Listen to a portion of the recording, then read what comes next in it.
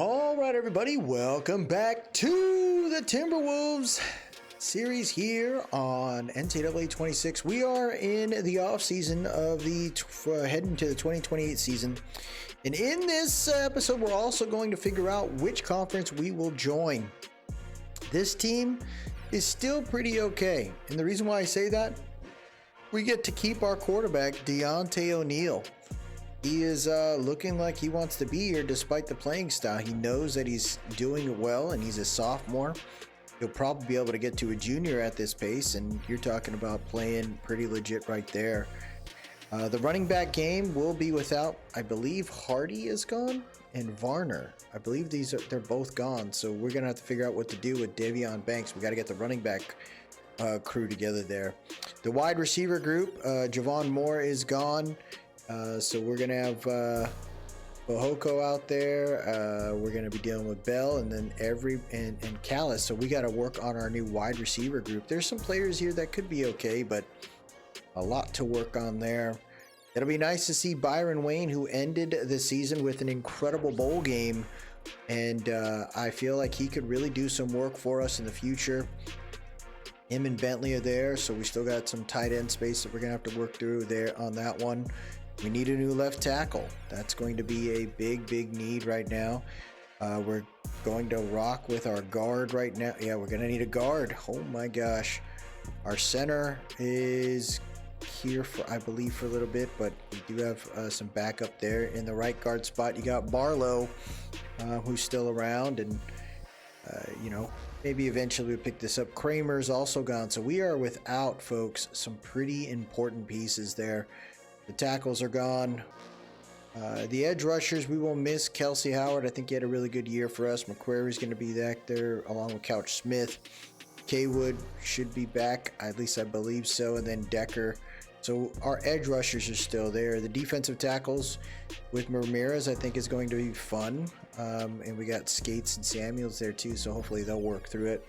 We do have the Sam linebacker in Underwood who has graduated. So we're going to need a new Sam linebacker for sure, but we do have someone here in Blum that I think is going to be pretty solid for us. Greenwood should be here for another year, but we do got Polaris there for the Mike linebacker spot. We have quite a bit of Will linebackers, but Career I think is going to really help us out, and we got some decent pieces there. We will not see Vadrale. He's graduated, so now we got to think about who will be the next man up. We are very short on corners, so corners are going to be helpful, super crucial in this recruiting, in this transfer portal, picking up freshmen, but also looking at trying to build this up here. Dossie and Jackson will be handling it with DeCambra as graduated. And yeah, it's going to be pretty fun. I think we got some pretty good players there. Hopefully we can get the kicking game going. Our punter is legit. Yeah, let's see what we can get going in this one here. So there are still a couple players that we actually were able to recruit, right? You got John Cormier, who is a corner. He is a normal dev. Picked up Hennessy, another corner as well. I'm pretty happy about that. A Mike linebacker and Braveman. We picked up a right guard. So that's going to help us out. A 3-star there. 3-star running back. Another 3. So we got 2 3-star running backs. A 3-star quarterback that's probably going to be developing.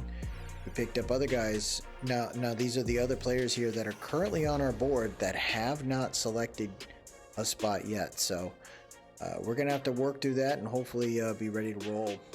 So it looks like we were able to get another commit here. 3-star Vince Cantwell from Fresno. Not too bad there. As you can see, I went big, and I'm trying to snag up as many players as I can in this upcoming recruit transfer portal. We're trying to bring in some dogs. Now, there are some players that don't want to work for us. Like I look like someone here like Devin Green. Looks like he has an issue. Maybe it's our play style or something like that. But, you know, I'm hoping we can keep pushing forward here. Looks like still no one converting yet. But this is the big one, folks, that we were looking at. This is the player that I am super pumped to go for. And that is the 4-star recruit, Wardell Mack, the corner. He'll be playing his senior year here. He comes to Fairbanks, he's going to be a star, just like Verdwale was. So I'm hoping for the best here. Nothing too crazy so far. We've been scouting, right? Trying to see who is too close to within our reach, who's going to shift and decide to rock a different player there. We want to make sure that we got our guy here, and playing time is a big asset there, and we want to show that off. Now, there are definitely some players here that just aren't going to make the team, right? Irving Brown, I mean, he looked like a very solid player. The issue is just we're just too far away. We're probably going to let that roll there. And you do got Green here. Green looks like he is up for a visit, and the issue is I don't know, championship contender. I don't know if that's going to be enough of a sway there to bring him in, but we'll try. There's a guard here that I'd like to bring in, but I just don't have enough in the bag there to work through it. As you can see, we're trying to bring in a lot of players. I just don't know who is going to shift and decide to rock with us. It's a pretty tough situation when you're a smaller school, but we have some decisions to make in that conference, man. I think it's going to be really solid, and kind of give us an opportunity there. Looks like we lost it with Trent Wilson. He is going to Maryland. Still a lot of players that are up here have not made a decision yet. I don't know if that's going to be a big thing for us, if we're going to be able to bring enough to the plate here. The recruiting stage is where we're at, and man, it is not easy. So we lost Trent there, but I'm looking, and we should be. Oh no! It says playing time. It's an F. Playing time is an F, but he'd be 100% a starter. Interesting. Well, we'll see what happens there.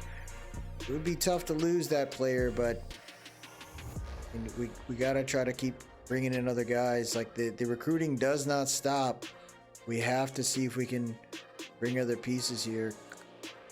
Conference prestige. Try to make it work there. It looks like there's a battle right there, and this is where we're gonna probably have to take a chance to sway this man. Devin Green looks like he's championship contender, so we're gonna go ahead and try to see if we can hard sell that. So whichever one has championship contender, it's not that one, it's contender plus pro potential maybe. That one right there.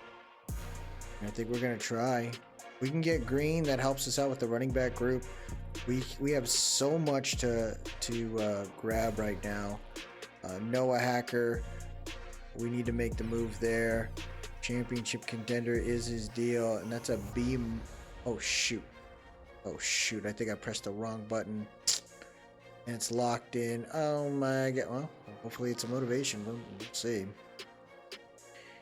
Got 25 more points here. Baker's all about that noise, man. Let's do it, dog. Cedric Kelly dropped. He knows what's up. What's his thing? Championship contender. We're gonna try to bring him in for that, man. This is gonna be a tough situation there. I don't think we're gonna get these guys. These guys that are like third.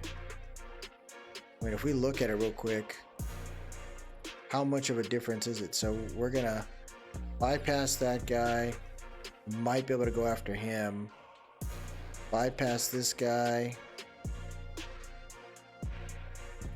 And everyone else, we should be solid. So with Miller, I think we're gonna throw the bag at him, try to get him in for a visit. And it looks like playing style is a factor, and it's an A for Hiaja Miller from North Lauderdale, Florida. I haven't even heard of that. Kind of crazy right there. Evan Brown's up for a visit. Oh, we can't bring him in. We are locked out of visits. Try to spend the points on these guys here. I'd like to do this, that, and then we will see if we can bring these guys in. We have over 20 recruits we're trying to bring in for Fairbanks. And before it didn't look like a possibility, but now it does. So I am looking forward to that. So Jeremy Loudermick, the 2-star right edge, has committed. It looks like David German from Westlake, California, right edge, has committed. Rayshawn Lewis, 3-star halfback, is here. Chicago, Illinois, Joey Ukroipina, a quarterback, 3-star, has joined. Victor Osai, a tight end, has committed. You're looking at Clarkston, Michigan's Eric Peterson, another right edge, has committed. Kari Everett, a wide receiver from Metuchen, New Jersey, is heading to Fairbanks. Terry Balaj, a wide receiver, 3-star from Louisville, Kentucky. 3-star Drew Barnes from Grand Junction, right tackle right there. That's huge for us. Walf Sneed from Knoxville has committed. You're looking at Evan Brown, free safety from East Hampton, Massachusetts, is here. Noah Hacker, the left tackle, the 3-star there. So our bookends could be there. And there it is. It happened. Wardell Mack has committed to the Fairbanks Timberwolves. Big 4-star recruit here out of Westminster, Louisiana. That is going to help us out tremendously. Jake Beecham from Cicero, New York, wide receiver. Corner Miles Stoner from Oakboro, North Carolina. So a lot of players committed. Unfortunate we didn't grab Devin Green, who committed to Cal. That one hurts a little bit, but Cal's a bigger group. They're a bigger team. The Will linebacker Cedric Kelly goes to Boston College, and Yaja Miller changes his mind and goes to Cincy. But all in all, man, you're talking about 16 recruits coming over. That is a huge freaking draft class for us. When you look at the recruiting there, that is a big deal for these Fairbanks Timberwolves. So let's check to see if anybody was an impact dev, right? Did we have any big dev traits or anything like that? Let's work through it here. So John Cormier, nope. Impact dev there for David German, big deal for us on that one. Nice to get an impact dev. We got another one, Byron Gillikin, impact dev. Augustine is an impact dev right there, another halfback. Star dev, Joey Ikropina. So you're gonna put him in the red shirt and let him roll. We've got an impact dev for Earl Fowler, so the quarterbacks for the future don't look too bad. You're looking at any other ones here. Green isn't on this team. He was an impact dev. That would have been sweet. Normal dev for the tackle and the wide receiver there. Kelly's an impact. Oh, looks like a couple guys got. Dexter got taken. Smith got taken. And Miller. So solid. We got some guys. So 23 recruits in total for these Timberwolves program. That's really solid. I think we picked up some good players there to help us out. I'm going to go ahead and work on position changing, and then we will jump into the next stage. So let's check out the training results for each position, see what happened there. O'Neal is a junior now. He moved up to a 77. Dion Butler behind him. Impact Dev is a 66, so he'll be the backup for O'Neal. In the halfback position, Banks moves up to an 81, while McTire goes to a 73. Fahoko is a 76. Beecham is a 75. We see Flowers there is a 71. Callis is a 68. So some guys moving up there. There's Byron Wayne, +5. He is ready to go, man. He's our starting tight end. Our left tackle, Hacker, is now a junior, and he is a 74 overall. Love to see that. Higgins is a 79 overall, so he is a freshman. Star dev. He's all about that noise, man. As a freshman, though, are we going to be able to keep him? He was on that board as wanting to transfer, so. Huff moves up to a 72.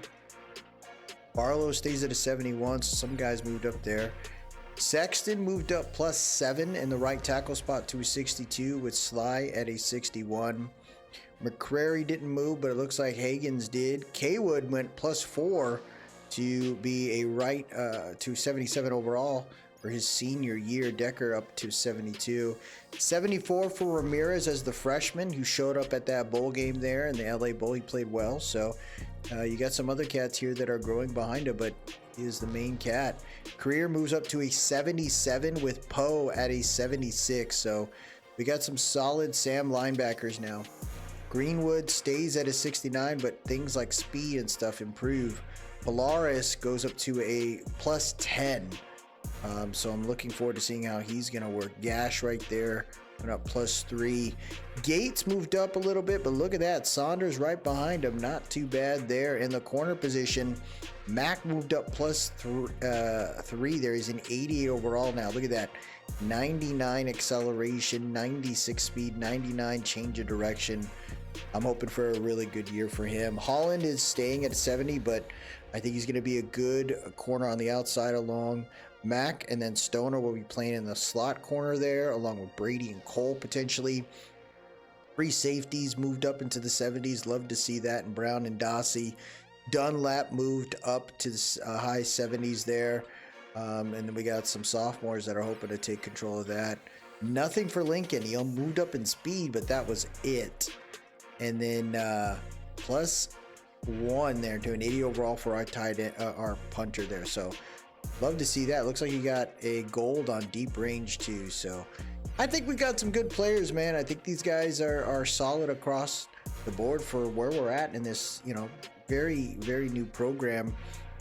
As you can see, some players are not liking some of the stuff, the play style for one, and what ends up changing a lot of their minds is winning. So I like to see that. Do we even have enough players to encourage transfers? We do not. So not going to encourage anyone to leave. I think you continue to build out the players with what you have. But now the big decision is made, folks. Where do we go? There are some divisions that I would like to mess with. I thought about maybe Tulane, dealing with them a little more often. You got 2 ranked teams there in the American Conference. The ACC is always enticing. These are big dogs here, and you got the #1 team in the nation there, so it could be fun. Big 10, never a thought of my mind. Big 12 could be fun too, being able to go against some of these tougher player teams. But I mean, we might be able to mess with some of these guys over time. But I could consider going into some of the smaller teams like the CUSA there, trying to mess with that. I think all these players are within our range. These teams are within our range. The Mid-American, the MAC could be really fun. I think that's something to consider right there, knowing that all these teams are again within our range and could work out for us. I don't want to go to the Mountain West. Don't want to go to the Pac-12. I think what I'd like to do here is kind of continue to mess with it. The Sun Belt will be fun. Again, there's teams here that are within our range that no one truly scares us. So we're going to work through that right now. So I have decided, folks, our first conference we're going to be in is in the MAC. You got teams like East Michigan, Ohio, Miami, Ohio, Kent State, and Buffalo. I think all these teams could be within our range to fight, and that's 8 games right there. And then we can kind of mix in some other conferences, and hopefully by winning that, you get a chance to really do your thing. But all in all, I'm pretty happy with being in this new conference here. I think we could build that out to be a solid home for us. So this is our schedule, folks. We're going to have James Madison to start the year off in their house, followed by, I wanted to go after a 3-star. I just want to see what we can do. And we're going to go after TCU there. UTSA after them with a bye week. And then we got Oregon State, Virginia, Miami, Ohio, Central Michigan, East Michigan, Kent State, Buffalo, Liberty, and Western Michigan. So it's a pretty good group of schedule right there for where we're at. I think that's the way I kind of look at it, is we got to build this team up overall. And this is where we'll leave it, folks. Week 1 in 2028, JMU going against the Fairbank Timberwolves. Hopefully we'll be able to watch some of that. I got to get through the depth chart. I also got to redshirt a bunch of players there. There's a couple guys here that we want to make sure we knock out right and do not let them play or force them to have to play. Knowing that they do not need the playing time yet, I think it's good to just develop some of these guys now, get them ready to roll, and we'll rock with 2 QBs in this upcoming season. Banks could technically take a step back now, but I really like how he can move. We converted McTire from a wide receiver to a running back, and it's turning out like that's going to be solid right there. I want to get Rayshawn Lewis kind of a break right now. Augustine as well from San Diego. Give those two guys a chance to just roll through it. We're going to rock with 3 running backs there. Wide receivers, you could get Beecham or Balaj. I think you just want to let the freshmen kind of roll through it. We got some other wide receivers now we're going to have to check out and see how they can work through it. I mean, Asaya's there, and we're going to keep him on the board there. Sheed's going to go ahead and redshirt. When you look at our O-line, a lot of players can play there. So this is what I like, is that you got an opportunity to let these guys kind of build up. And Manu Dykes is pretty solid, but what I'd like to do is just let Barlow be the guy. We got Williams there as well, and I could probably move Williams in that spot too. But I think it's good to let Dykes kind of develop and hopefully be ready to roll next season. Barnes is the best freaking tackle on our board, so we're just going to leave that as is. Move Peterson over to redshirt. You got some other cats here. Just as long as they're not playing time, we should be fine. But I do not want to force a lot of these players to work out, and I want to give some of our guys that really fought through it these last couple seasons to really take an opportunity here. Eric Braverman is pretty good, but let's let him rest, and let's let Greenwood, senior year, kind of do his thing with Polaris behind him, who's grown with the training abilities. We have 5 corners right there. I think what you're going to do is probably let Cormier go, and then Hennessy's he's in his junior year. Let him rock it, dude. Let him be ready to see if we can put some things on tape there. So all in all, not too bad. I think we got a good group of guys. The recruiting is going to take some time to perfect, because I don't want to give everyone a scholarship. I think the key thing there is you scout what you got, and then you could find hopefully some decent gems throughout the year for like 2 stars and maybe bring them in. So hope you all enjoyed this one. Setting up this program for 2028. Looking forward to it. If you like what you saw today, please drop a like, leave a comment, tell me what you think, and most importantly, subscribe to keep up with the series. I appreciate everyone that stopped by today. Y'all have yourself a good one, and as always, let's go Timberwolves.